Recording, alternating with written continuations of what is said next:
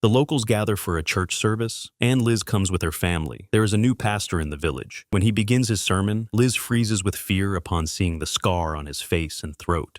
After the sermon, Liz tries to slip away unnoticed to avoid facing the pastor. However, her plans are thwarted when one of the parishioners goes into labor. The woman is carried into the church, expelling all the men, including the pastor. The birth is complicated, and the child does not survive. When her husband tries to comfort her, Liz accuses the pastor of touching her belly. The rumors spread quickly, and neighbors even refuse to greet each other. At night, a drunken farmer, whose child did not survive, comes to their house. He shoots through the windows, blaming Liz for the tragedy. Eli tries to calm him down, but he demands revenge. The situation is saved by the pastor, who convinces the farmer to go back home. However, Liz is more afraid of the pastor than the angry man, and asks Eli not to let him into the house. Eli does not understand her fears, but eventually agrees that they need to leave. In the morning, they find dead sheep in the barn. Eli decides that it is the work of the farmer and goes to him with a gun, but the farmer and his wife have already left the village. Meanwhile, Liz is cleaning up the dead sheep and is locked in the barn.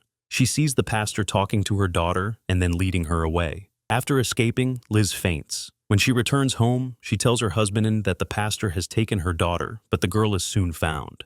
In the evening, she confesses that the priest told her the truth. Her mother is a murderer, and the pastor has come to take her with him. At night, Liz takes a horse and goes to the church, taking a knife. In the priest's bed, she finds her daughter's favorite doll and realizes that she has been deceived. At this time, the pastor breaks into their house with a knife. Waking up to the noise, Eli takes his gun and goes to check, but is stabbed. The priest finishes him off, leaving Liz with instructions to take the children to their grandfather. The pastor sets the house on fire, and Liz and the children escape into the night in a carriage. The pastor takes the lost doll and watches the flames. Chapter 2. An exhausted teenage girl wanders in the desert. Having lost consciousness, she regains consciousness in the wagon of the migrants who picked her up on the way. After examining the passenger, the owner of the family decides to sell her to Frank, the owner of a women's institution. There, the girl, who calls herself Joanna, witnesses a scene that will soon involve her. One of the customers forces Joanna to watch the process. Enraged by her resistance, he starts beating the woman and then tries to force Joe to make love to him. In a fit of rage, she grabs a revolver and shoots him in the back. The beaten service worker is laid out on the square as a warning to others. In accordance with the current legislation, the owner of the institution for women explains that clients cannot be insulted. During this conversation, 2 round moles are visible on the girl's neck.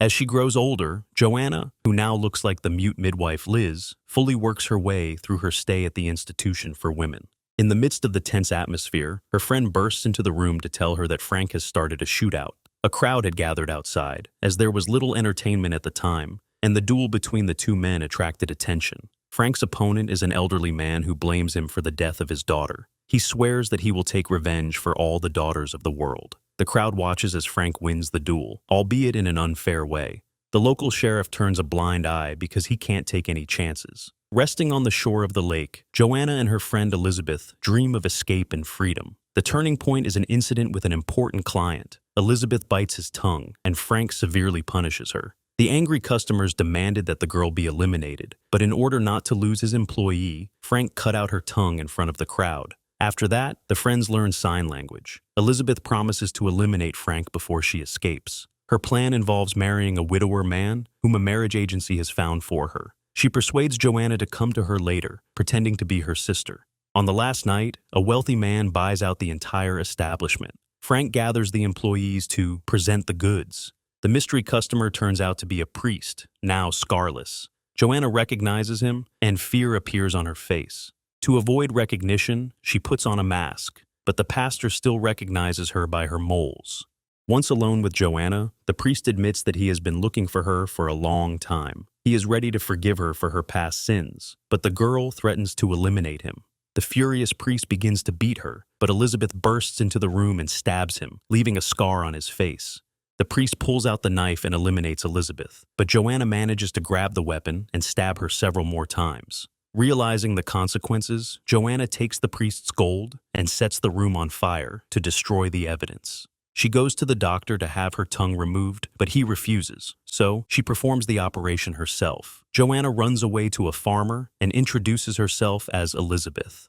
The third chapter. The corpse of a man lies on the prairie. Another, seriously wounded, crawls away, leaving a bloody trail. Another man catches up with him, pointing a gun. But instead of a shot, there is a rumble of thunder. Young Joanna is praying in her room.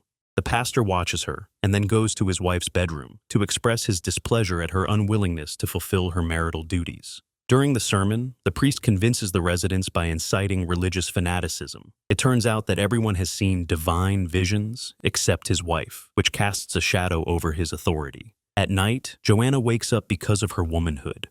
At the same moment, she witnesses the pastor's evil tendencies. He takes his wife to the barn, where he whips her until she is wounded. In the morning, the mother notices that the girl is secretly washing blood from her nightgown. She explains to the child that this is normal because she has become an adult. Later, while Joanna is taking a bath, the Reverend comes into the room and hints that now that she is an adult, her responsibilities will be adult as well. Among them is taking care of the pigs. While feeding them, the girl notices two wounded men on the same horse. They turn out to be survivors. After a quarrel over gold, they lose consciousness, and the girl drags them to the barn, takes off the saddle, and drives the horse away so that no one notices them. With a knife, she removes the bullets from their wounds, but instead of gratitude, she receives obscene hints from one of the men. The other introduces himself as Emile and thanks her for her help. The Reverend tells Joan that adult women have responsibilities that little girls cannot do. One of these duties is to bathe the head of the family. Realizing that his mind is clouded, the wife goes to bed with him in the evening, but the man refrains from intimacy. Later, the pastor spies on her while she is changing her clothes. Catching him, his wife hints that his thoughts are bad. However, he quotes from memory a passage that blesses such an activity and begins the public punishment. Meanwhile, the wounded criminals are at odds with each other. One of them strangles his partner with a rope right in the toilet, while the girl watches indifferently. Then they feed the pigs together. At this time, the Reverend puts an iron mask of shame on his wife for daring to contradict him. This becomes the last straw for the woman, and she leaves this world right during the sermon. The man blames himself for not being able to reason with her. Joan makes her way to the barn where the wounded criminal is and tries to take off her dress. But the guy stops her because, unlike the Reverend, he sees her as a child. In the morning, the pastor takes his daughter to the church to marry her. But suddenly, man appears in the doorway, shining like a saving angel, and points a gun at the pastor's head. However, this becomes a big mistake. The Reverend deftly intercepts the weapon and shoots the unfortunate savior in the head. He then drags his daughter into the house and does many bad things to raise her. The next morning, the girl runs away from home in her nightgown. The last fourth chapter of Retribution begins.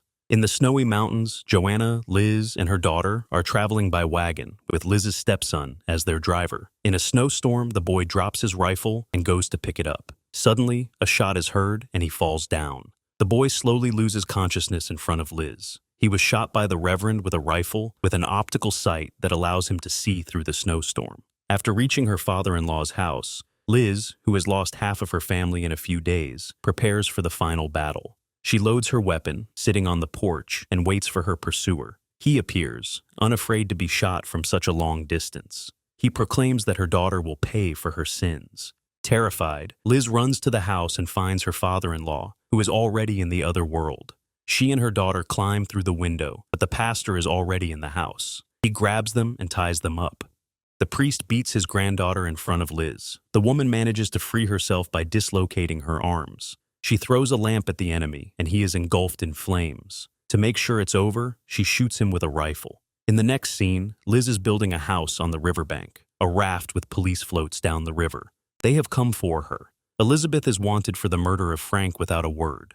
This is exactly what her friend did before leaving the pastor with a scar. The sheriff adds to the irony when he remarks that she should have at least changed her name. The woman in chains is taken back to town on a raft. She takes one last look at her daughter and jumps into the water. The weight of the shackles pulls her to the bottom. They try to stop the escape attempts with warning shots, but the bullets do not penetrate the water. Liz dies with a smile on her face.